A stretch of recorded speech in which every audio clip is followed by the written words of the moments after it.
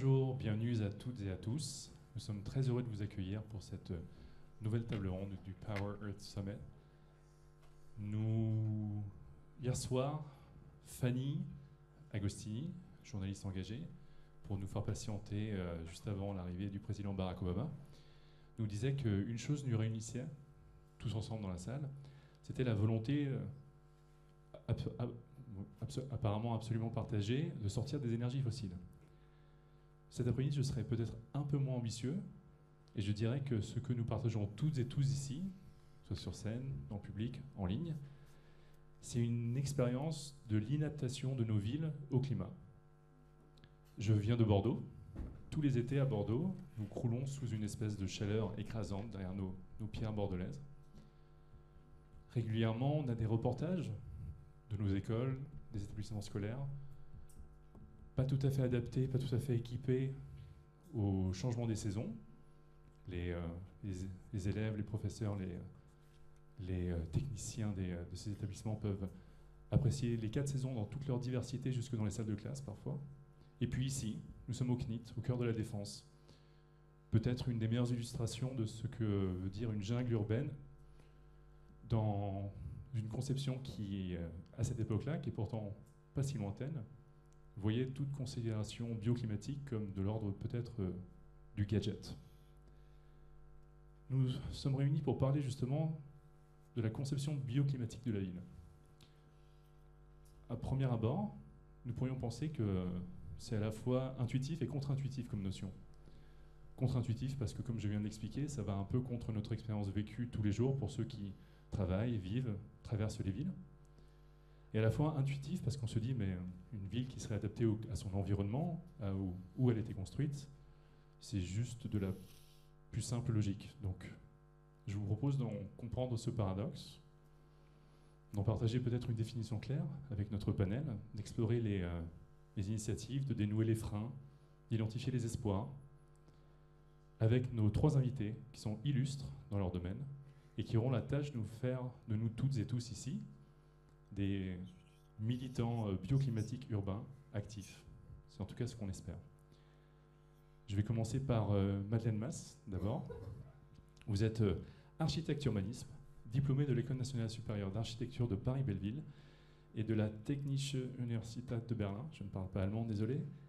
Après avoir exercé des fonctions de direction au sein d'agences d'architecture et d'urbanisme, vous avez notamment travaillé autour de la ceinture verte à Paris, vous avez travaillé autour de l'espace interurbain Nîmes-Montpellier, vous avez travaillé aussi sur des projets d'ampleur, notamment autour des transports au Luxembourg, si je ne me trompe pas. Vous avez décidé de poursuivre votre engagement pour un urbanisme régénératif à travers une nouvelle direction, qui est celle de la réponse aux enjeux d'artificialisation, pas facile à dire, des sols à travers une lecture renouvelée des territoires et des espaces publics, avec une dimension collective autour de concepteurs engagés. Cette aventure, c'est Soil, dont vous allez nous en dire un mot dans quelques instants. Bienvenue à vous, nous avons hâte que vous puissiez nous raconter. À côté de vous, Emmanuel Grégoire. Ensuite, parce qu'il aurait été impensable d'avoir une table ronde de ce niveau-là et de ne pas bénéficier d'un regard politique, vous êtes premier adjoint à la mairie de Paris, en charge notamment des questions d'urbanisme, d'architecture et du Grand Paris, entre autres. Diplômé de Sciences Po Bordeaux, super. Licencié de philosophie, vous avez travaillé 10 ans dans le conseil autour des technologies de l'information, de la communication et de la santé, avant de vous orienter vers l'action politique. D'abord en cabinet, comme notamment chef de cabinet de Jean-Louis Missica, puis de Bertrand Delannay, respectivement maire adjoint et maire de Paris pendant 3 ans. Puis vous avez été à Matignon auprès de Jean-Marc Ayrault, Premier ministre, pendant 2 ans. Enfin, en 2014, vous passez de l'autre côté du miroir, vous devenez adjoint de Paris, aux ressources humaines, entre autres, et puis en 2018, vous deveniez premier adjoint, à ce moment-là autour des questions de budget, et en 2020, vous êtes confirmé à ce poste avec un portefeuille, je ne sais pas si on peut dire élargi, mais en tout cas ouvert aux questions qui nous réunissent aujourd'hui. Enfin, last but not least, Daniela Sana. Vous êtes la responsable du pôle aménagement des villes et des territoires pour l'ADEME, l'agence de la transition écologique qu'on ne présente plus.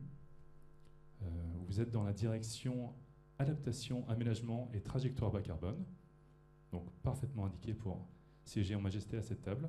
Ingénieur en génie civil, vous êtes spécialisé dans le bâtiment et l'urbanisme.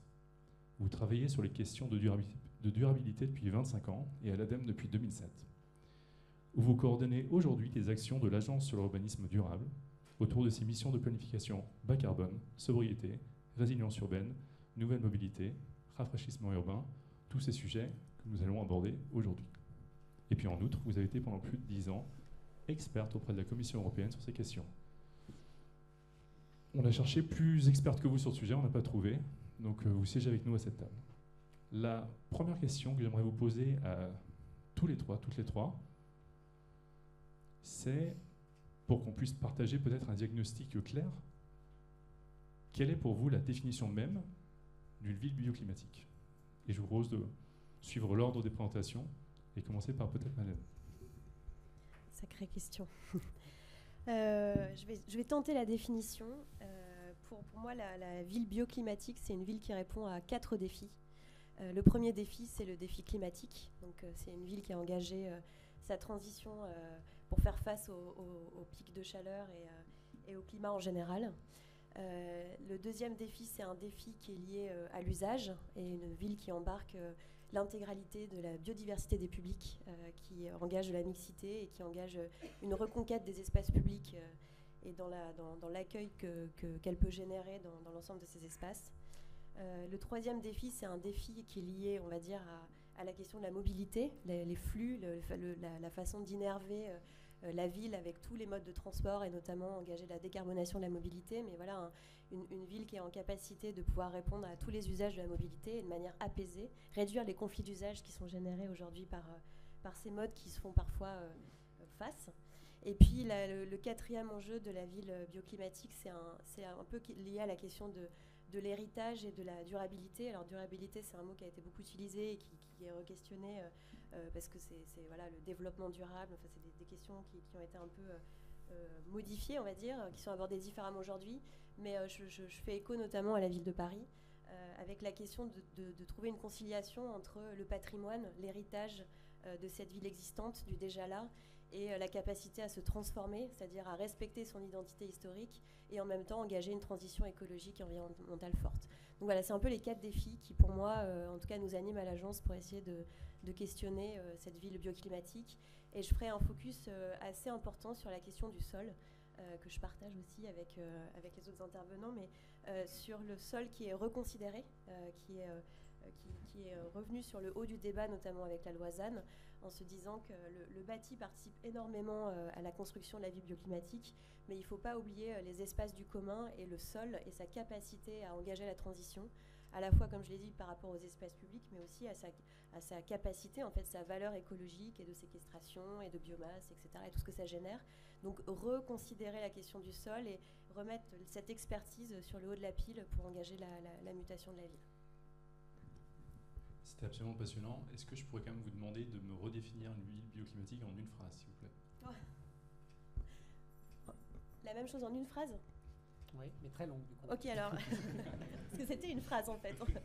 Non, alors en une phrase, je dirais que la ville bioclimatique, c'est une ville qui répond à la question de l'habitabilité de la Terre. Voilà. Même question, monsieur le maire. Alors, moi, comme je suis toujours d'accord avec Madeleine, sans problème, je vais essayer de la compléter sur un élément. D'abord parce que je ne suis pas architecte et je ne suis pas urbaniste, mais en revanche, j'ai évidemment une bonne connaissance des écosystèmes urbains. Le lien entre la dimension bioclimatique et l'histoire d'une ville, évidemment, est essentiel. Pour le dire différemment, on y reviendra. L'architecture a été très marquée par l'environnement dans lequel elle s'est déployée. Ça fait même la marque typique sur le plan paléoclimatique et sociologique, ethnographique de l'habitat de l'humanité. Mais qu'est-ce qu'une ville bioclimatique? C'est tout simplement une ville qui doit gérer les dynamiques propres aux enjeux qui sont ceux du vivant et ceux du climat. Parce qu'en fait, on était dans des situations où l'échelle de temps des changements climatiques n'était pas ceux de l'échelle humaine. Désormais, nous sommes face à des phénomènes d'accélération spectaculaire qui fait que la typologie architecturale de l'organisation, et même urbaine en réalité, de l'organisation spatiale et constructive d'une ville, doit s'adapter à des changements qui n'existaient pas avant. les changements climatiques, on le sait, enfin, ça a été sur des horizons de temps beaucoup plus longs. Une ville bioclimatique, c'est une ville qui est capable, en quasi temps réel, de s'adapter à des dynamiques qui sont celles du milieu vivant et des enjeux de transformation et de changement climatique. Merci beaucoup. Daniela, jetez-vous à l'eau. Beaucoup de choses ont déjà été dites. Moi, je voudrais en effet questionner avec vous les noms même de la table ronde. Donc, on parle des conceptions des villes. C'était un peu évoqué par Madeleine. En effet, on estime que 80% du tissu urbain d'aujourd'hui est celui de 2050. Donc, ça veut dire en effet que quand on conçoit des villes, on n'est pas dans la construction, on est vraiment dans comment faire avec l'existant. Et donc, pour répondre aux enjeux bioclimatiques, bien entendu, il faut parler d'adaptation et d'atténuation au changement climatique. Et pour moi, ça veut dire notamment parler des sobriétés. On a beaucoup parlé aujourd'hui des sobriétés énergétiques. On est dans un sommet qui parle surtout de ça. Mais en effet, pour moi, l'essentiel, c'est aussi parler des sobriétés, notamment foncières et des ressources. Bon, le GIEC a défini la sobriété. Hein. Donc là, on est bien dans tout ce qui est éviter une demande des matières, des ressources, d'énergie et d'eau, afin, et ça c'est la partie essentielle, donc de garantir le bien-être de tous. En effet, l'Organisation mondiale de la santé, pour la première fois il y a quelques mois, a dit que les défis sanitaires du XXIe siècle, c'est bien le changement climatique. On ne l'a peut-être pas tous en tête, mais en France, la première cause de mortalité due aux effets extrêmes du changement climatique, ce sont les canicules. Donc en effet, quand on parle d'une ville bioclimatique, ça veut dire parler d'une ville qui est déjà construite, qu'il faut qu'il soit sobre donc, en énergie, et qui garantissent donc, la santé et le bien-être de tout le monde. En plus, quand on parle de santé, en effet, tous les baromètres s'accordent à dire que la santé, c'est la première préoccupation des Français. Donc pour moi, bâtir aussi une ville bioclimatique, c'est bâtir un défi un peu mobilisateur avec les citoyens, pour lesquels donc, la santé, c'est le premier souci. Et donc, comment on travaille à la fois sur ces questions des sobriétés et ces questions d'adaptation au changement climatique, et notamment vis-à-vis des phénomènes de canicule auxquels nous sommes de plus en plus confrontés plus tôt, et avec des intensités de fréquences qui vont être de plus en plus importantes.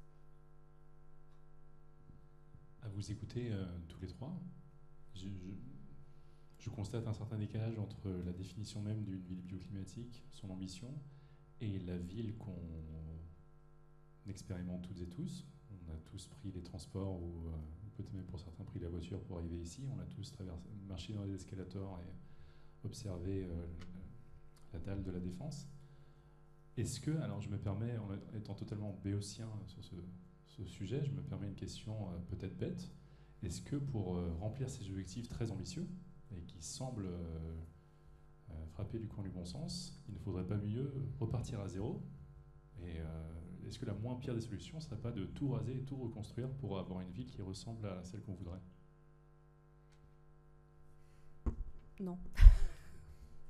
Non, bien sûr, c'est une provocation, donc je pense qu'on est tous d'accord qu'il faut justement faire avec ce qu'on a, parce que même quand on parle des logements, par exemple des bâtiments, donc on sait que l'enjeu aujourd'hui c'est la rénovation du parc existant, et dans toutes les études qu'on peut trouver, on sait bien que la rénovation est mieux que la démolition et la reconstruction, notamment en termes de ressources. Donc on a beaucoup parlé des ressources énergétiques donc, depuis qu'on est là ce matin, mais l'important c'est l'empreinte carbone également. Et donc en termes d'empreinte carbone et donc d'utilisation des ressources, on est bien avec une reconstruction. Aujourd'hui, il n'y a pas un des majeurs en France qui travaille sur la promotion et la construction immobilière qui n'ont pas des filiales affectées au recyclage urbain. Donc aujourd'hui, ça monte et le chiffre d'affaires est plutôt sur la construction. On sait très bien combien aujourd'hui c'est difficile de construire. Madeleine a parlé des 3 mots qui fâchent, donc les ZAN, les zéro artificialisation nette. Il faut faire avec. Donc, mais comment on fait pour répondre à des besoins démographiques, des logements, etc., avec cette contrainte ou cette opportunité du ZAN? Il faut faire avec déjà là, ce que je disais, donc le recyclage urbain. Aujourd'hui en France, on estime environ à 8% les taux de vacances. Donc, comment on agit donc, pour utiliser ces bâtiments ou ces actifs tertiaires qui sont vides, notamment après le Covid avec le télétravail. Ensuite, comment on intensifie les usages. Il y a des cours d'école qui sont vides le week-end et qui pourraient être utilisés autrement. Bref, donc je pourrais continuer toute la journée à vous donner des exemples, mais il faut bien agir avec les déjà là. là aussi, quelques éléments complémentaires. D'abord, il y a des endroits où on va détruire et reconstruire. Il y a des climats extrême chaud, extrême froid, qui sont inhospitaliers à l'habitat. Et d'ailleurs, il y a des endroits qui sont vides dans le monde, et il y a des endroits où il y a des densités de population très faibles. Et on a chacun en tête les exemples d'extrême froid et d'extrême chaud.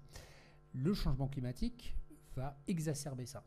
C'est-à-dire qu'il y aura plus d'endroits inhospitaliers structurellement à l'habitat, et donc nous aurons évidemment des migrations climatiques. Il y aura des migrations climatiques, elles seront importantes, et tout effort que nous ne ferons pas à l'échelle planétaire pour remplir les objectifs de l'accord de Paris, plus les conséquences se chiffreront en millions d'habitants supplémentaires qui seront touchés par ça, auquel on peut rajouter un élément structurel aussi qui aura de grandes influences, c'est évidemment le niveau des eaux de la mer, qui va progressivement rogner sur les espaces habitables, avec des gens qui n'auront pas le choix que de détruire et de reconstruire. Ils n'auront pas à détruire, ce sera noyé, ce sera devenu des villages ou des villes désertiques, parce que plus personne ne pourra y habiter, et donc ça va être en partie le cas. Et le deuxième dimension, mais comme ça a été excellemment dit, ce n'est pas la peine que je le répète, l'enjeu, pour des raisons de sobriété environnementale, pour des raisons aussi de soutenabilité financière. Alors, détruire le monde et le reconstruire, c'est théoriquement pas impossible. C'est d'abord peut-être du gâchis, et deuxièmement, ça se heurte à quelques principes de réalité dans lesquels, évidemment, la faisabilité en matière financière est inaccessible. C'est pas anodin de le dire, parce que il y a des endroits où peut-être, y compris sur le plan strictement environnemental, il pourrait être intéressant de le faire. Ça dépend de plein de caractéristiques. Les spécialistes de la salle savent de quoi je parle, mais c'est pas soutenable financièrement. Et puis, parce que les cycles de transformation, les cycles de vie des bâtiments font que nous devrons d'abord, et c'est essentiel dans la compréhension des enjeux bioclimatiques en milieu urbain, et c'est exactement la philosophie qui inspire notre plan local d'urbanisme bioclimatique auquel nous mettons la touche finale, c'est que nous devons nous appuyer sur le déjà là, en particulier dans les quartiers les plus denses, et on passe vraiment d'une philosophie d'un urbanisme de production à un urbanisme de transformation, un urbanisme d'adaptation qui a de grandes vertus environnementales et de sobriété financière. Même si on y reviendra peut-être, tout ça va coûter beaucoup d'argent, et la question de savoir comment le payer n'est pas anodine. Je pense que tout a été dit. Je pense que le travail des architectes urbanistes aujourd'hui, c'est vraiment, comme ça a été dit, l'art de la transformation, que c'est un défi hyper stimulant, plus que l'acte de bâtir, construire à partir d'une copie blanche. On peut partir dans le désert et construire des nouvelles cités qui seront zéro carbone, enfin en tout cas dans la communication. Je ne sais pas si dans les faits on peut vraiment avoir zéro émission carbone sur des constructions de nouvelles cités dans le désert. Je pense qu'on ne peut pas nier l'héritage qu'on a et les villes qui sont là, et qu'au contraire on doit fabriquer à partir de cet héritage-là et de la transformation. Donc voilà, moi tout a été dit. Pour moi, cette question, elle ne se pose plus aujourd'hui. Voilà. Si je peux rajouter un élément, Madeleine, peut-être tu pourras d'ailleurs le compléter, ça change fondamentalement le regard, y compris les valeurs qui sous-tendent le métier, un certain nombre de métiers, en particulier celui d'architecte. C'est possible que le monde entier en parle avec des photos, etc. Nous sommes en train de sortir de ça. Et moi, je suis urbaine à Paris. Aucun ne laissera dans l'histoire une trace architecturale, ou très marginalement, parce qu'on a un bâti existant, et d'une certaine manière, l'humilité et la sobriété d'intervention sont au cœur du process, pour plein de raisons qu'on vient d'expliquer. Et je suppose, peut-être à certains dans la salle d'en témoigner plus que moi, mais de ce que je comprends, c'est quelque chose qui infuse profondément dans les écoles d'architecture, etc. On sort de l'ère d'au moins plusieurs siècles dans lequel l'excellence et le talent de l'architecte était de concevoir des objets, de les installer, de les designer, etc.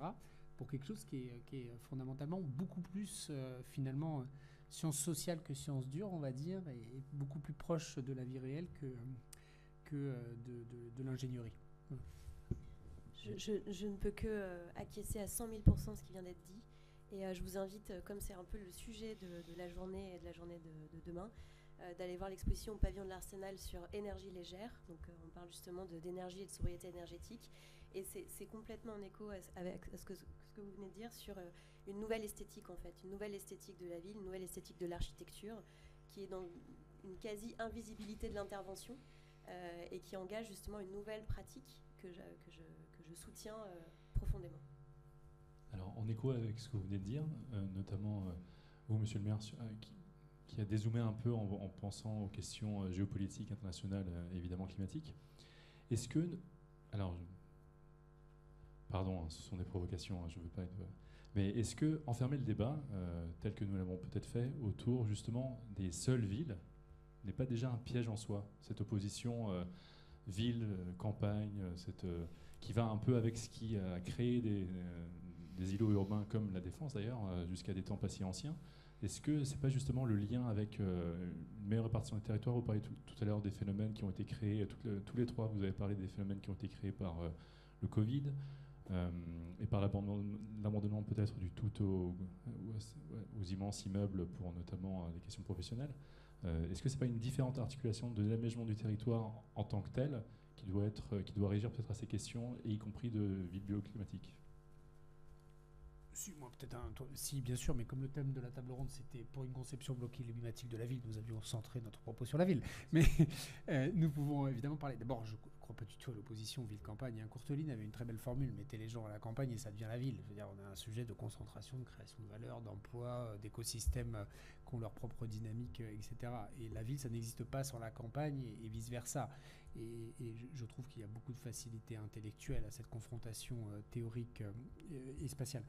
Ce qui est sûr, c'est que moi, je suis un ardent défenseur de la ville, non pas sur qu'il me soit désagréable de vivre à la campagne. J'ai passé toute une bonne partie de mon enfance, j'ai adoré ça, et je vous assure que dès que j'ai l'occasion, je pars de Paris pour aller y passer quelques jours. Mais c'est pas le sujet. Le sujet, c'est que dans le modèle, et c'est ce que vous évoquiez sur le ZAN, typiquement, c'est quoi un modèle optimal d'organisation de la répartition spatiale de l'humanité qui rend crédible la trajectoire des accords de Paris? La réponse, c'est pas tous dans des maisons individuelles à la campagne, même en télétravail. Ça n'existe pas. La densité, évidemment une densité désirable, mais la densité est un élément clé de la soutenabilité environnementale, de l'empreinte que l'humanité fait vivre à la planète. Et le deuxième élément, c'est que parler de densité, c'est bien, mais il y a par ailleurs l'organisation de la ville. Nous avons la ville de Paris. Quand je dis Paris, c'est le Grand Paris. Je me considère ici, c'est le Grand Paris. Donc, pas réduire mon propos à la ville de Paris, mais à l'espace urbain métropolitain dense. Nous avons une empreinte carbone qui est déjà 2 fois inférieure à peu près à celle de Londres, 4 fois inférieure à celle des grandes villes américaines. Et je ne calcule même pas par rapport aux méga-conurbations qu'on a dans des villes d'Amérique du Sud et d'Asie, qui est liée à une organisation spatiale qui a fait ses preuves, dans lequel il y a une bonne alchimie entre, évidemment, la question des mobilités est centrale, la question des propriétés architecturales et du bâti est essentielle. On a plein de choses à améliorer. Les performances énergétiques du bâti sont en deçà de ce qu'on pourrait attendre, et ça fait l'objet d'investissements majeurs de la ville et d'autres acteurs. Pour cela, l'ADEME est un partenaire extrêmement régulier sur le plan de la réflexion et de la mise en œuvre de grands programmes de rénovation. Mais je crois que autant la ville a besoin évidemment que la ville a besoin de la campagne, c'est un lien vraiment consubstantiel. Autant moi, je défends et je promeus l'idée qu'on s'en sortira de façon crédible, sinon on ne respectera pas la trajectoire des accords de Paris, sur le fait que le modèle urbain dense est une condition sine qua non de la soutenabilité du modèle de ville-humanité, si on ne veut pas brûler la planète. Et ce qui est le dernier élément, c'est que c'est même de cramer la planète à une échelle humaine. C'est-à-dire que c'est un enjeu qui se compte en quelques dizaines d'années pour que la trajectoire soit remise, entre guillemets, sur des rails plus soutenables. Daniela ? En effet, depuis des décennies, on a bâti un modèle d'aménagement qui est bâti sur l'étalement urbain. Donc aujourd'hui, ce n'est plus soutenable, donc ça a été dit.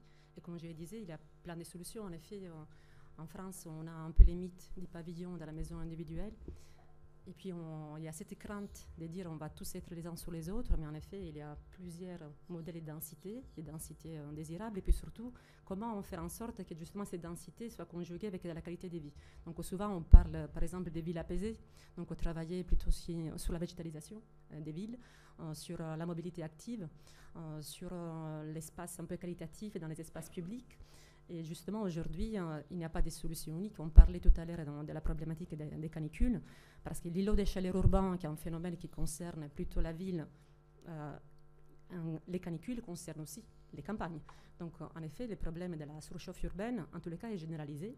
Et donc, pour avoir des espaces de vie qui soient apaisés, agréables et sains, donc au sens aussi des qualités de vie, il faut agir sur plusieurs solutions. Donc, je voulais venir un peu aux solutions un peu bioclimatiques.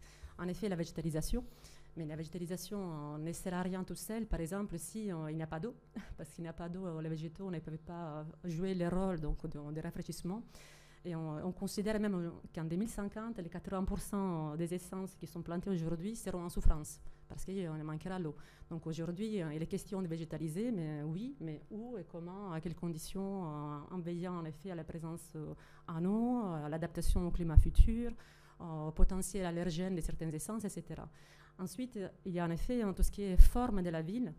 Donc la forme de la ville et aussi les matériaux, les couleurs de la ville.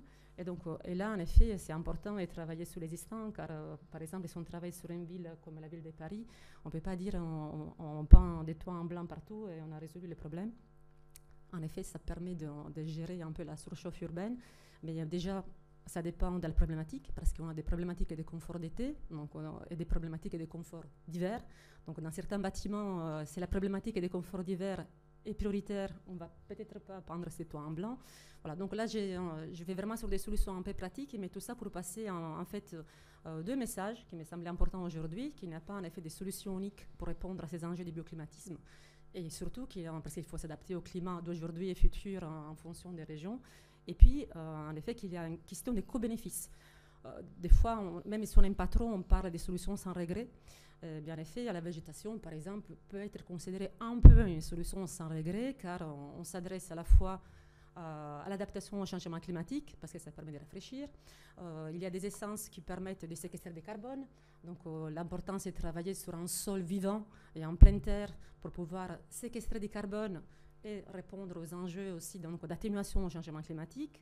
Et puis, les problèmes de santé, parce que c'est plus agréable de marcher dans la rue de sédentarité qui touche la plupart de la population. Donc, l'aspect des co-bénéfices dans l'aménagement de nos villes est important, mais il faut penser en effet à l'aménagement comme un tout. Donc, trames vertes, trames bleues, gestion de l'eau, et puis forme urbaine, etc. Madeleine Masse et Emmanuel et Daniela ont abordé déjà la question des solutions et des initiatives qui sont porteuses d'espoir. Permettez-moi juste cette relance. Je sais que vous avez, qui a trait à votre spécialité, je sais que, donc, vous l'avez dit, vous avez tendance à vous préoccuper des sols, alors qu'en ville, on a plutôt tendance à lever le nez, à regarder les bâtiments. Monsieur le maire l'a rappelé, on n'est plus dans l'ère du geste architectural qui était peut-être, on peut le dire d'ailleurs, un peu masculiniste, cette espèce de truc où il faut absolument créer quelque chose d'énorme, et je ne qualifierais pas avec un adjectif à quoi ça pourrait ressembler. Des bâtiments qui impressionnent tout le monde, où on peut dire c'est mon pont, c'est mon bâtiment, voilà. Et je crois que vous travaillez beaucoup sur le rapport à la vie qu'il peut y avoir dans la ville, qui rentre dans le cadre de ce qui a été défini par nos deux autres intervenants, et notamment du rapport à l'enfant. Est-ce que vous pouvez nous en dire un peu plus ? Alors là, on est sur un petit sujet, mais à fort impact, on va dire.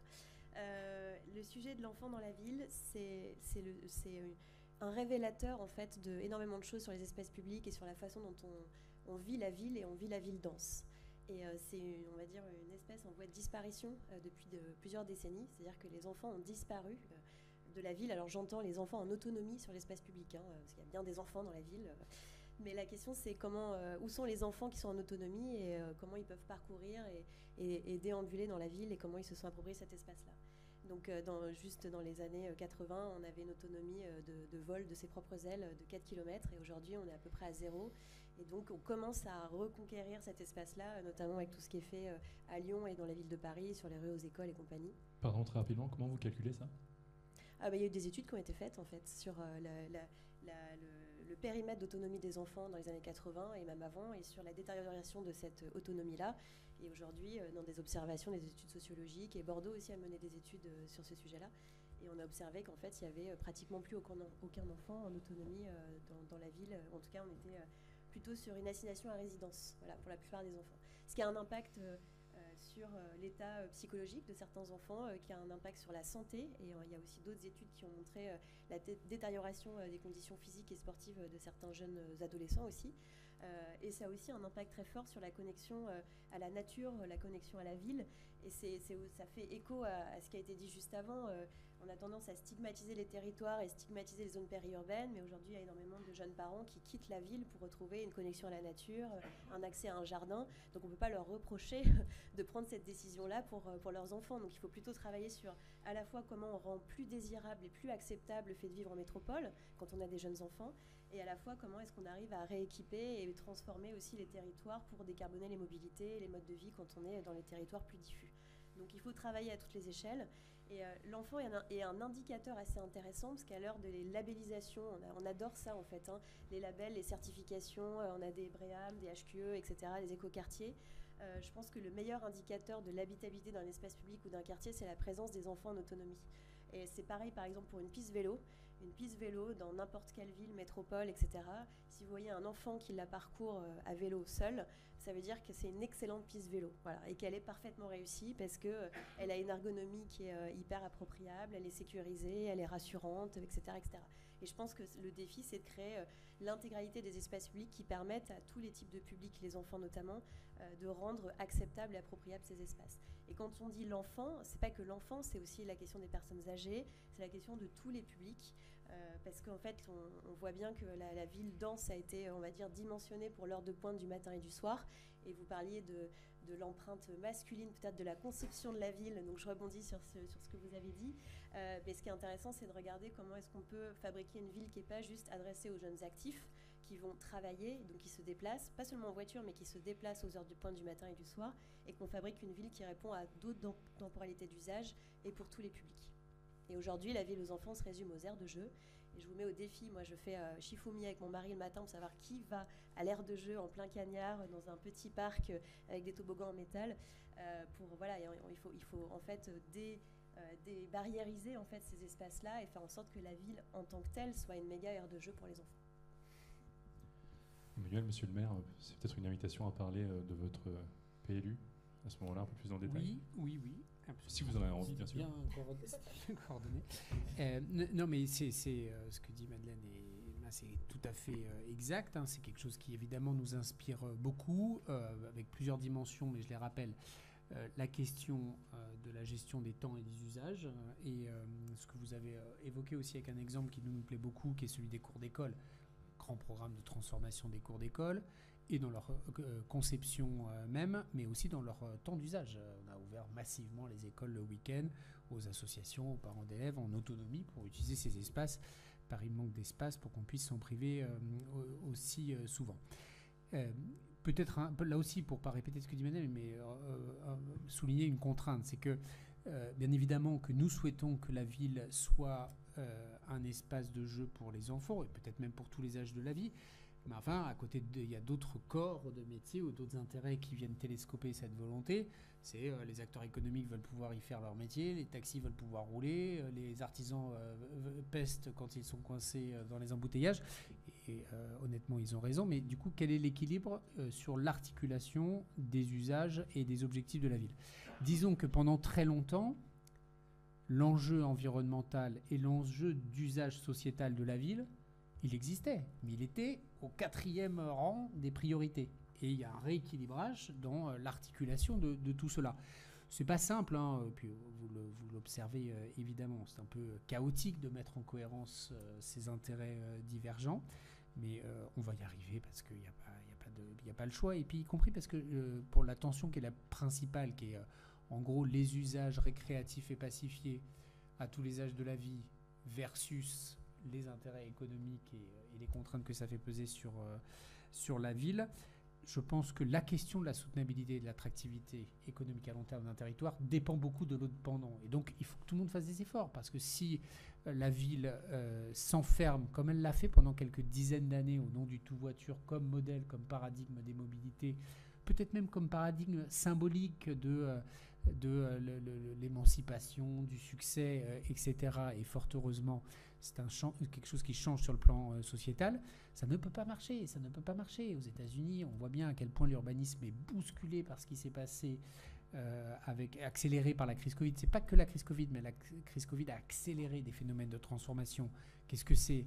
C'est de dire que toute ville qui a une dérive monofonctionnelle se met en fragilité structurelle le jour où il y a des changements. Donc nous, à Paris, c'est quoi les deux dérives monofonctionnelles contre lesquelles on doit lutter, parce que la main invisible du marché, sinon, nous y engage inexorablement. C'est d'abord la monoactivité tertiaire, c'est-à-dire que tout le monde veut bosser là.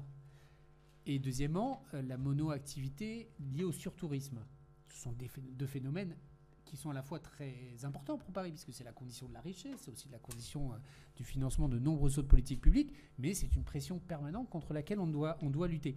Et tout le paradoxe, c'est ce que j'explique moi parfois sur des débats difficiles autour du PLU bioclimatique, quand je dis à des propriétaires de bureaux que quand ils vont faire des restructurations majeures, on va leur demander d'introduire un peu de logement, qu'on va leur demander de réintroduire des locaux commerciaux en activation de bas d'immeubles, ils me disent « vous êtes des méchants gauchistes ».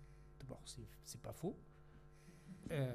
C'est la politique, ça, donc c'est pas faux. Et deuxièmement, je leur dis, vos immeubles, pourquoi ils sont si attractifs dans le cœur de Paris ? Parce que c'est bien distribué en transport, parce qu'il y a des restos pas loin, parce qu'il y a des lieux de culture, il y a des lieux de commerce, qu'il y a des écoles, etc. Bref, la puissance publique, elle finance des aménités d'intérêt général dans la ville qui sont au cœur du modèle d'attractivité dont eux-mêmes bénéficient.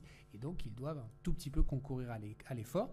Il faut que ce soit soutenable, il faut que ce soit bien raisonné, mais nous allons le faire.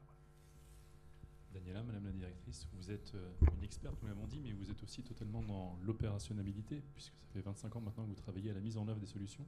Vous parliez d'un horizon qui aujourd'hui est au-delà de 2030, qui est à 2050, pour la transformation urbaine, qui est un terme que vous avez employé plusieurs fois. Quels sont, d'après vous, vous qui ne pouvez pas être plus dedans, les principaux freins aujourd'hui à ces évolutions ? Monsieur le maire l'a déjà un peu abordé, mais vous, de votre point de vue, quels sont ceux qui apparaissent le plus fortement ? Oui, il y en a plusieurs. Peut-être je commencerai par celui de l'emboîtement des échelles. Donc on a parlé un peu en effet de l'importance de la coopération territoriale. Donc en effet, il y a des territoires foncières, notamment pour la production des énergies renouvelables, pour la production alimentaire. Donc comment travailler en bonne intelligence entre territoires pour pouvoir mutualiser ces expertises et ces ressources. Donc, en France, on a un multicouche des dispositifs réglementaires pour faire ceci, notamment en matière climatique. Donc, si on parle de l'échelon régional avec les RADET, et puis petit à petit, on descend avec donc les PCAET pour la partie climat-énergie, donc les plans climat, air, énergie territoriaux, et puis avec donc, les PLUI, et puis les PLH, et puis les SCOT même avant, et encore avec les plans de mobilité, etc. etc. Donc comment faire en sorte que ces différents dispositifs ne soient pas un casse-tête réglementaire, mais qu'ils puissent en effet se coordonner, déjà pour une question d'efficacité économique. Bon, c'était aussi abordé par M. Grégoire, mais en effet, s'il faut financer à chaque fois des diagnostics, notamment sur les sols, sur le potentiel NR, sur la construction des bâtiments. Donc forcément, en termes d'ingénierie, on ne va pas y arriver.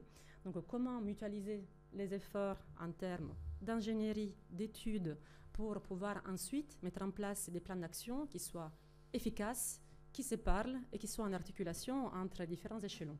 Donc ça me semble indispensable. Après, on n'a pas beaucoup parlé de quelque chose. On a beaucoup parlé de transition écologique, énergétique, mais en effet, de plus en plus, on parle, et même notre président, pas que les miens, mais aussi les nôtres collectivement, des transitions justes.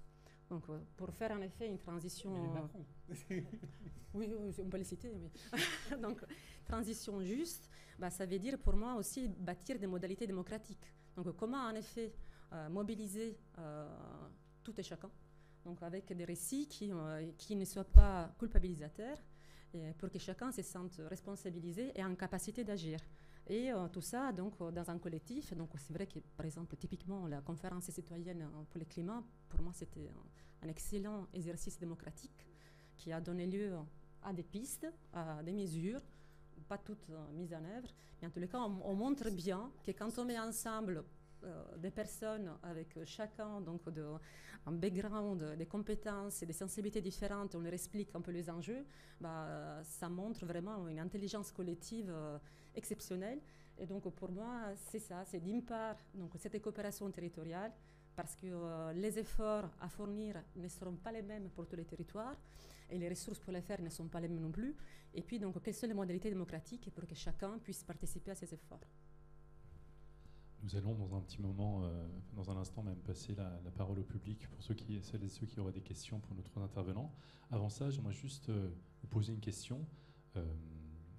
Où sont les villes bioclimatiques sur la planète qui existent déjà? Moi, j'ai un cliché que vous allez peut-être détruire ou confirmer, qui est qu'en Scandinavie, là où on a déjà 1 an de congé parentalité pour s'occuper de nos enfants, justement, on a des villes très équilibrées. On a cette image un peu d'Épinal, donc de Copenhague, donc on va dire image de Copenhague plutôt, de ces grandes pistes cyclables hyper ergonomiques, justement, où on peut circuler très bien, où on a à la fois des transports par voie fluviale, par des bus, des transports collectifs, beaucoup de choses se font à pied. Est-ce que vous confirmez ce cliché ou non? Et sinon, est-ce que vous en voyez d'autres ailleurs, ou est-ce que tout est un peu imaginé avec l'existant? Peut-être Madeleine pour commencer.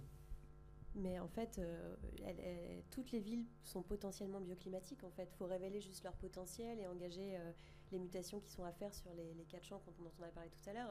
Paris est bioclimatique, et avec les grandes actions qui sont engagées avec le PLU bioclimatique, elle le sera encore plus. Mais je veux dire, moi, je ne regarde pas forcément quelle est la ville idéale parce qu'elle n'existe pas, ou la ville bioclimatique idéale parce qu'elle n'existe pas.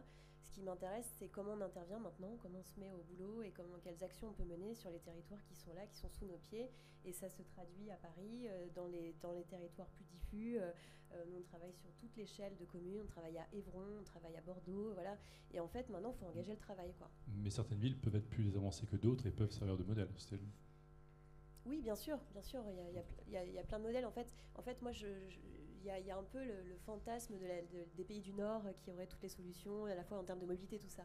En fait, nous, on est français, on a nos pratiques qui sont les nôtres, on a nos façons de se déplacer sur le territoire. Je pense par exemple au vélo, le fantasme de la ville des pays du Nord au vélo.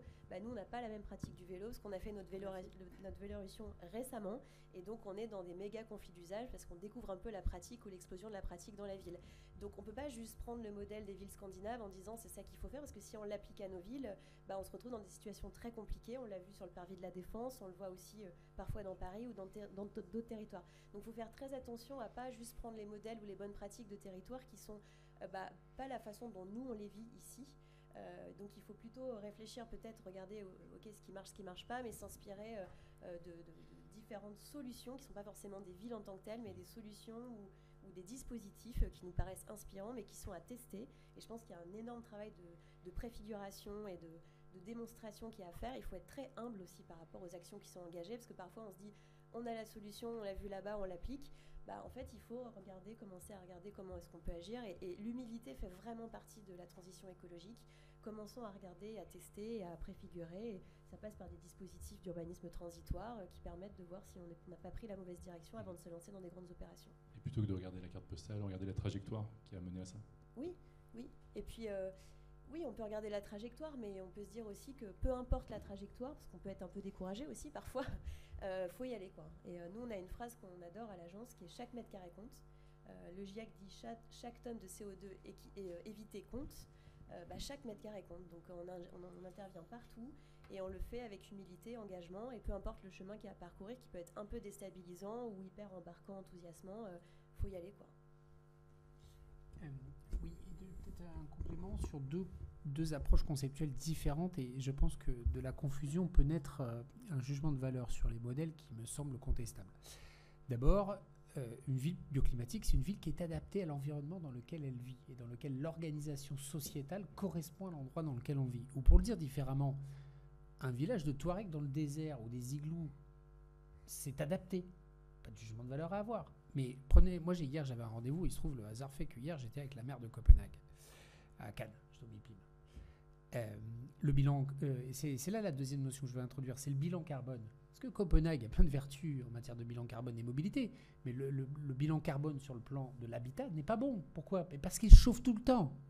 Sauf tout le temps. En fait, le problème, c'est que quand vous êtes au chaud et que vous mettez de la clim tout le temps, le bilan carbone est mauvais. Et quand vous chauffez tout le temps, le bilan carbone, il n'est pas bon.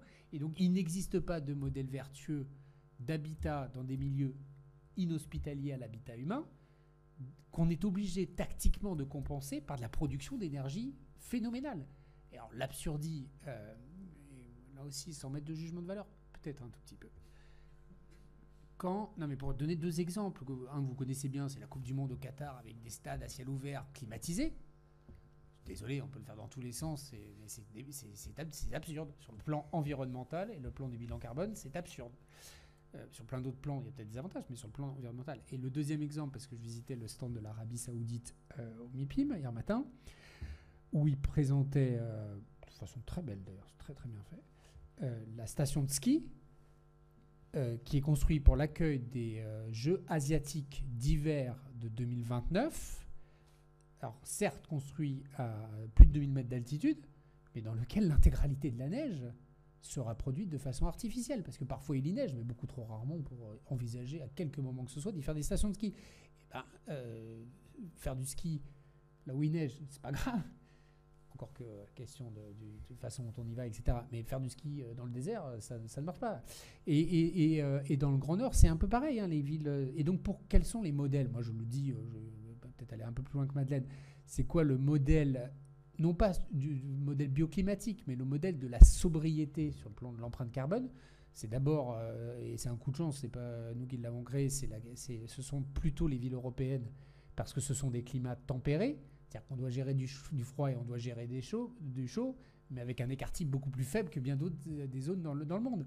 Quand vous êtes au Québec, parce qu'il y avait aussi une ministre québécoise hier, et que vous devez affronter des températures pas excessivement élevées, mais plutôt élevées, c'est-à-dire un peu comme les nôtres l'été, mais que ça descend à -20, -30 l'hiver, eh ben, la production d'énergie pour rendre l'habitat hospitalier est phénoménale. Et donc en Europe, on a cette chance, et c'est bien pour ça qu'on n'est pas très armé et que l'enjeu est décisif. C'est qu'à Paris, on avait historiquement plutôt besoin de se protéger du froid, et nous allons devoir désormais plus nous protéger en réalité du chaud. Et là aussi, il faut être raisonnable parce qu'il faut quand même être optimiste. Qu'est-ce que ça veut dire le changement climatique? On a un plus de degrés depuis un siècle en moyenne, donc évidemment avec des exacerbations, c'est beaucoup plus flagrant. Avec les phénomènes d'îlots de chaleur urbains, on est plutôt aux alentours de +4. Ça va structurellement continuer à augmenter parce que la trajectoire est telle que c'est inéluctable, ça va continuer à augmenter.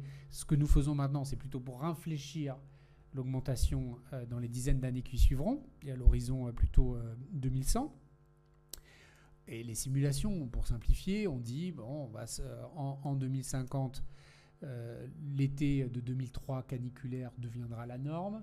On aura en moyenne 35 jours de canicule par an. Mais 35 jours, et donc que 35 jours d'une certaine manière. Donc on doit armer la ville, préparer la ville pour faire ça. Et pourquoi? Et c'est là qu'on revient à la solution qu'est le bioclimatisme, y compris dans son sens premier, c'est-à-dire celui issu de l'architecture. C'est pourquoi on est obligé de climatiser les immeubles de bureaux. Pas parce qu'il fait chaud toute l'année, il ne fait pas chaud toute l'année à Paris. Simplement qu'on a mis les gens dans des cages de verre. Donc vous mettez une cage de verre, même quand il fait 6 degrés dehors, à force de mettre le soleil dessus, ça chauffe. Et comme il n'y a pas de ventilation naturelle, eh ben, on est obligé tactiquement de compenser par de la production de froid, de compensation. Dès lors que vous faites des immeubles, qu'ils soient hauts ou pas et secondaires, mais dans lesquels vous remettez de la ventilation naturelle, dans lesquels vous pouvez ouvrir les fenêtres, ne serait-ce que ça, on ne peut pas ouvrir les fenêtres. Donc, eh bien, vous avez de moins en moins besoin de produire avec de l'énergie en consommant de l'énergie et donc du carbone pour compenser la mauvaise conception d'origine. C'est ça le bioclimatisme. Le bioclimatisme, c'est finalement essayer de trouver toutes les astuces, et les plus simples sont les plus efficaces. On dit quel est le truc le plus efficace pour faire baisser la température des appartements à Paris. Ça s'appelle les volets. Ça a été inventé il y a 4000 ans. 4000 ans, ça a été inventé. C'est le truc le plus efficace, les volets. Alors c'est sûr, c'est pas conçu pour ça. Les bâtiments n'ont pas tous été conçus pour ça, mais il faut remettre des volets, et pas des volets en PVC qui font que quand on les ferme, ça crée un effet de serre supplémentaire. Non, des bons vieux volets en bois avec des persiennes ou pour laisser l'air circuler, etc.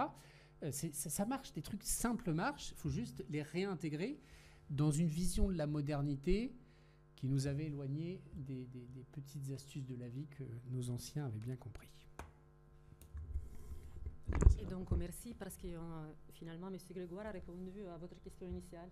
Donc, le bioclimatisme, en effet, c'est faire avec les climats locaux et les ressources en présence, de manière à utiliser au mieux donc, tout ce qui est passif et limiter au maximum donc, tout ce qui est actif, qui produit en plus donc, des émissions de gaz à effet de serre. Et chaque fois qu'on évitera donc, ces émissions, l'effort d'adaptation aussi sera moindre. Donc il faut vraiment agir en parallèle sur les deux, donc sur l'adaptation, parce qu'en effet, en tous les cas, la trajectoire est inéluctable. C'est pour ça qu'en France, on a adopté depuis peu une trajectoire donc, de réchauffement à plus 4 degrés. Et donc il faut faire avec. Mais d'ici là, comment on fait pour continuer donc, les efforts sur l'atténuation, notamment sur la clim? C'est vrai que moi, je suis effarée parfois quand on parle des villes durables. On fait l'exemple de la ville-État de Singapour, qui n'a rien à voir, bien entendu, avec la culture et puis la densité que nous avons en France. Et tout ça pour montrer des tours végétalisées avec des mobilités qui fonctionnent très bien, mais qui sont toutes donc, climatisées à 19 degrés. Donc, on vit avec des pulls à l'intérieur des tours. Donc, c'est complètement aberrant. Donc, en effet, il faut avoir cette démarche un peu systémique et réfléchir donc, aux réductions des besoins, sobriété, et en plus, donc, quels dispositifs globaux on peut mettre en place pour rendre la vie plus vivable, agréable et désirable. Je peux rebondir sur l'exemple singapourien parce qu'il est vraiment très très bon, y compris parce qu'un jour un journaliste m'a dit mais pourquoi à Singapour ils arrivent à faire de la végétalisation partout, sur les immeubles, c'est luxuriant, pourquoi vous n'y arrivez pas? Je lui ai dit simplement parce que l'hiver il fait 18 quoi. Donc la nature ne meurt pas l'hiver à Singapour, donc c'est pas du tout la même chose.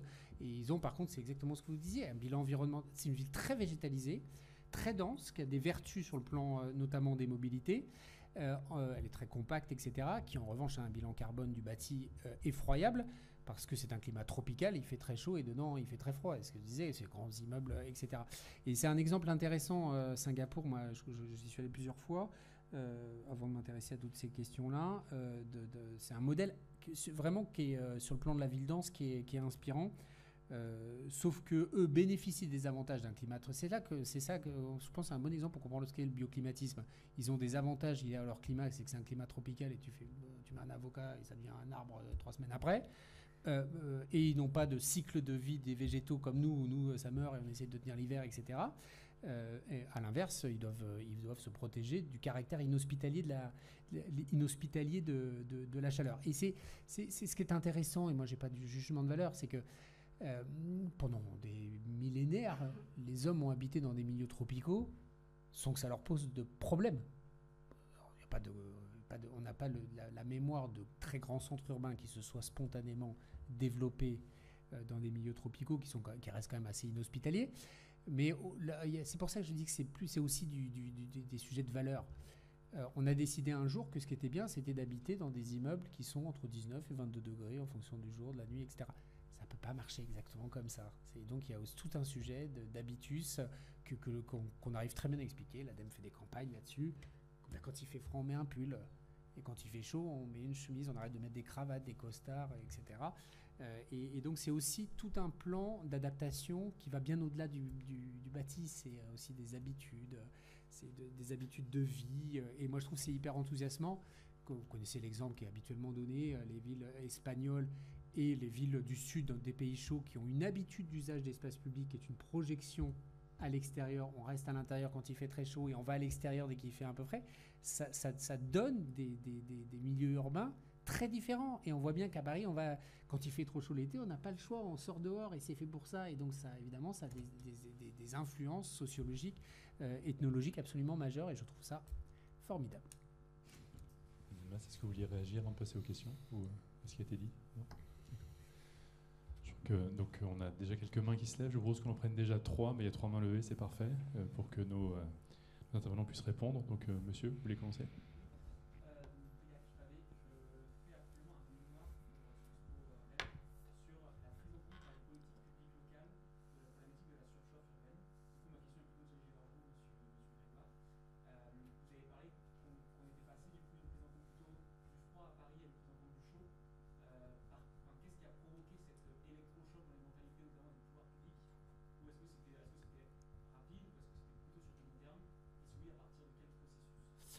Ce que vous posez comme question est très important. Pardon, on va peut-être prendre juste Oui, trois pardon, questions à la fois, que tout le monde puisse peut-être répondre. Il y avait une autre main levée ici, madame.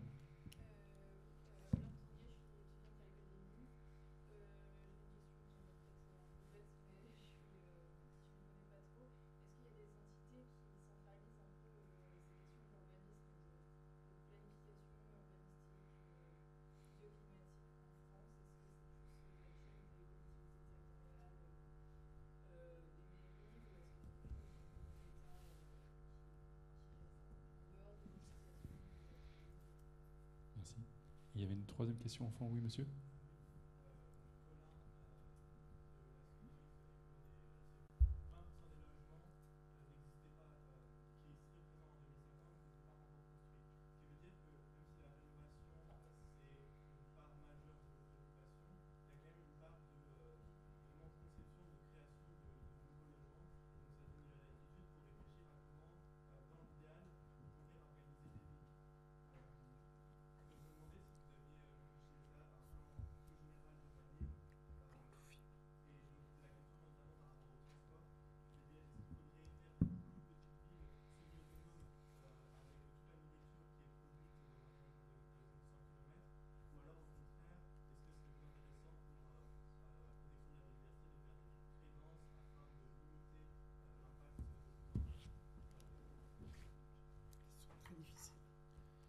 Alors merci beaucoup. On a un peu 3 questions pour les 3 intervenants, mais j'imagine que chacun pourra rebondir, répondre. Est-ce que vous voulez commencer du coup, Emmanuel ?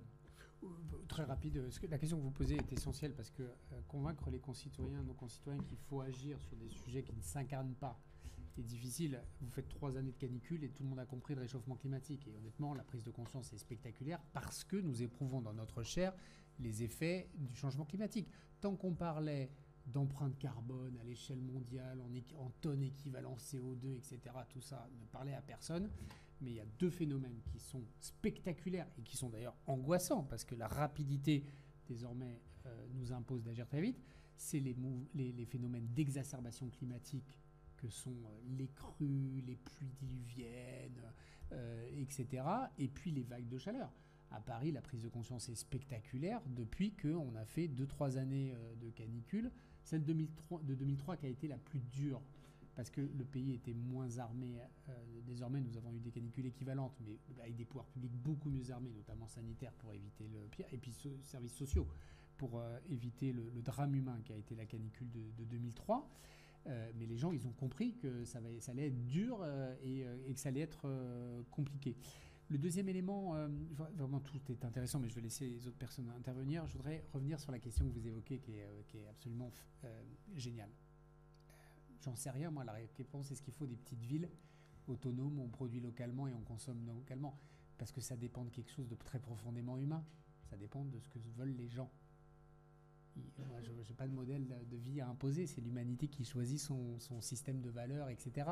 Si un jour, on arrive dans un système où les gens se contentent de dire moi finalement ce qui m'intéresse c'est on vit dans une petite autonomie de proximité, circuit court, on produit nous-mêmes nos légumes qu'on mange et on ne fait pas venir des mangues parce que les mangues ça pousse pas à Paris, ni les bananes ni les ananas, c'est des trucs quand même pas négligeables.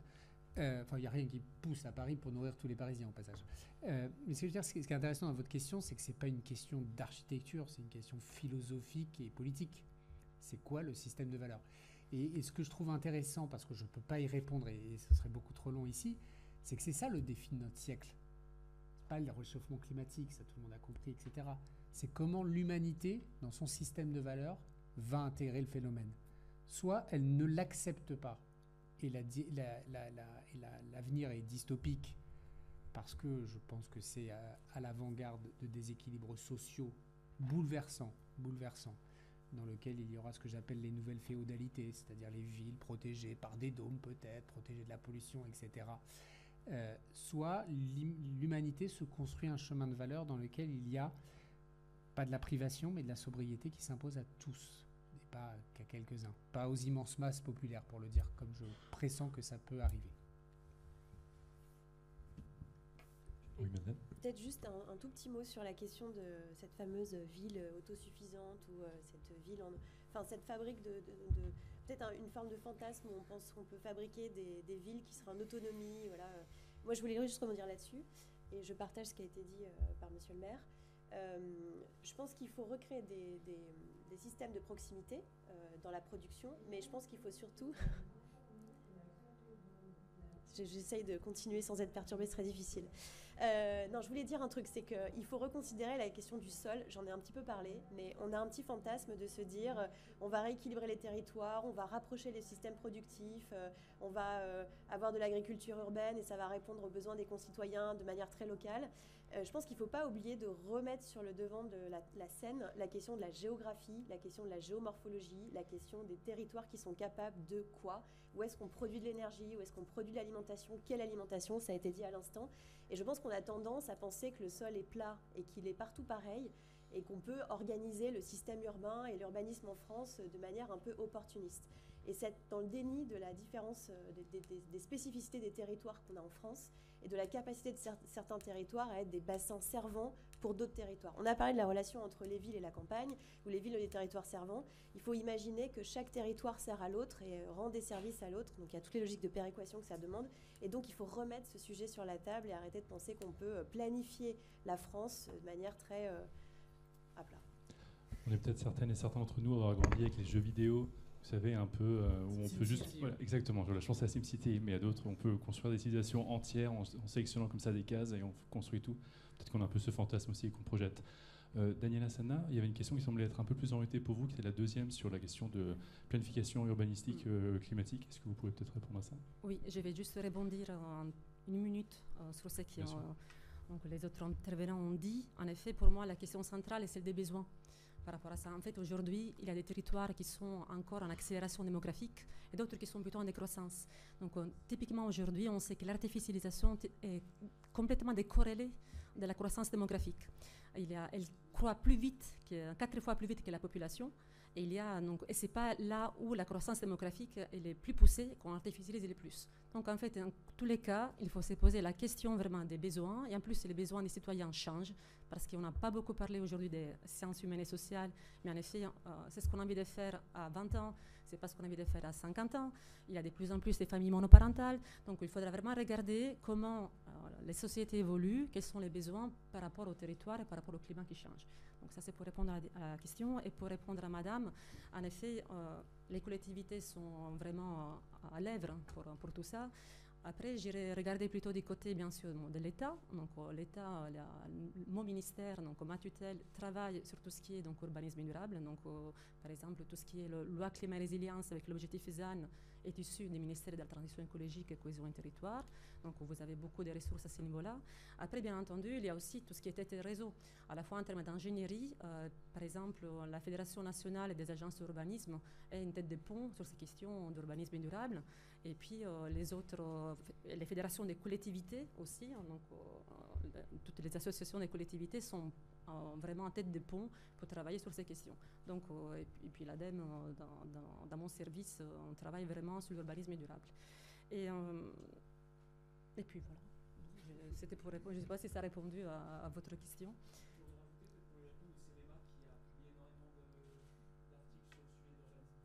Oui, bien sûr, en termes d'institutions. Ouais. Et d'ailleurs, pour répondre aussi à votre intervention, en effet, la Cour des comptes, cette semaine, donc, a publié son rapport donc, qui montre bien comment l'adaptation, y compris la surchauffe urbaine, n'est pas encore prise suffisamment en fait, dans toutes les politiques publiques. Mais en effet, je pense qu'il faut arrêter aussi de se jeter des pierres. Donc, il y a beaucoup de collectivités et territoires qui sont pionniers également et qui font beaucoup de choses. Je pense, oui, à la ville de Paris, Toulouse, Bordeaux, et puis aussi des territoires comme des Scots. Donc, il y a aussi des territoires vraiment plutôt ruraux qui sont complètement pionniers et exemplaires en transition écologique, sur les ZAN, sur la sobriété énergétique également. Donc il faut en effet regarder tous ces exemples inspirants. Et en termes de surchauffe aussi, je vous invite, je fais un peu de publicité, à regarder donc, la plateforme numérique Plus fraîche ma ville, que nous avons lancé l'année dernière, dans lesquels, en effet, on trouve à la fois cette logique de pluralité des solutions et puis des exemples inspirants, donc des collectivités qui sont déjà en action. Donc, je pense qu'il faut se quitter avec cette idée que le chemin est long, mais quand même, il y a beaucoup d'acteurs qui sont déjà en action sur le chemin du bioclimatisme. Je crois que vous avez tous les trois très bien illustré que c'est des questions complexes, avec des enjeux qui sont forcément transversaux, entremêlés, et que malgré mes tentatives de vouloir simplifier les choses, avec mes a priori et mes idées arrêtées, on ne pourra pas faire entrer dans une boîte les villes bioclimatiques. Est-ce qu'à ce stade de la conférence, vu qu'on approche de la toute fin, il y aurait des frustrations de la part de mes trois invités qui auraient souhaité peut-être pouvoir parler d'un projet, d'un sujet qui n'a pas été abordé à cette table ronde, et ça serait bien dommage. Est-ce que vous êtes pleinement satisfait? La frustration est le pire des moteurs. Il faut rejeter les frustrations. Non, moi je veux dire quand même que c'est politique tout ça. C'est-à-dire qu'il faut quand même avoir conscience que tout le monde ne porte pas ce projet politique. Parce que c'est quand même la différence entre l'injonction et l'action. Voilà. Je le dis parce que, y compris, ça me permet de critiquer la Cour des comptes. La Cour des comptes, elle vous dit la même semaine que l'État dépense trop d'argent, mais qu'il faut en mettre plus dans la transition écologique. Je veux bien, moi, les conseillers ne sont pas les payeurs, et c'est souvent le cas de la Cour des comptes, mais c'est pas cohérent. La mobilisation de moyens est exceptionnellement élevée. Il faut des moyens exceptionnellement élevés. Et pourquoi il faut considérer ça comme un investissement. Nous adaptons nos systèmes productifs, nos systèmes de vie à de nouveaux enjeux, y compris avec l'obligation morale d'y répondre, puisque nous les avons provoqués. Nous avons provoqué. La planète se portait très très bien, jusqu'à ce qu'on produise du carbone depuis 150 ans. Ça ne fait pas très longtemps en plus à l'échelle de l'humanité. Et donc nous devons agir maintenant. Et donc c'est important que dans tous les lieux, ce qui rejoint votre question sur quels sont les bons niveaux d'action. Il y a le niveau législatif et réglementaire, c'est celui des États et de l'Europe principalement, mais aussi les pouvoirs publics locaux, notamment sur les aspects règles locales. Il y a la question du financement, comment on va financer tout cela et comment tous ceux qui se sont gavés sur la bête, franchement, avoir conscience de qui a produit le carbone.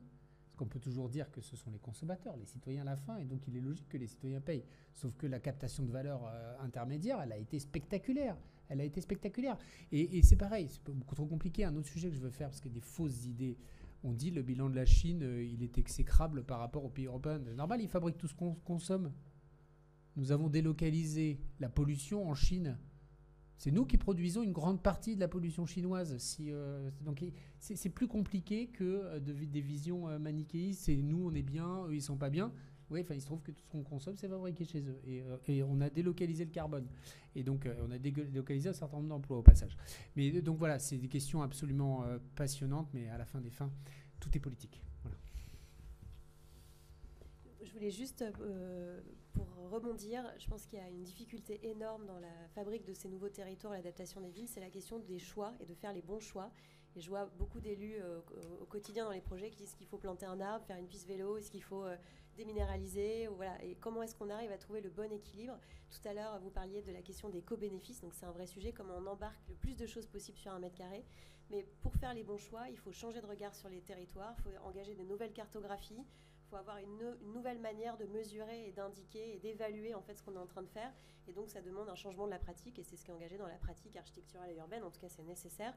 Mais voilà, la question du bon choix est essentielle et pas toujours évidente, notamment pour les élus qui peuvent être démunis sur les choix à faire pour répondre à la crise de logement, déminéraliser, apaiser, décarboner les mobilités, etc. Voilà. Et donc on est parfaitement dans le thème de l'intervention de Barack Obama hier soir, qui nous disait que le choix n'est jamais entre quelque chose qui serait génial, quelque chose qui serait horrible, mais qu'il nous disait que better is good, que juste faire un peu mieux est déjà un bout du chemin. Merci à toutes et à tous. Je suis désolé, nous sommes arrivés à la fin de notre conférence. Merci pour la qualité de votre intervention. Je crois qu'on peut les remercier.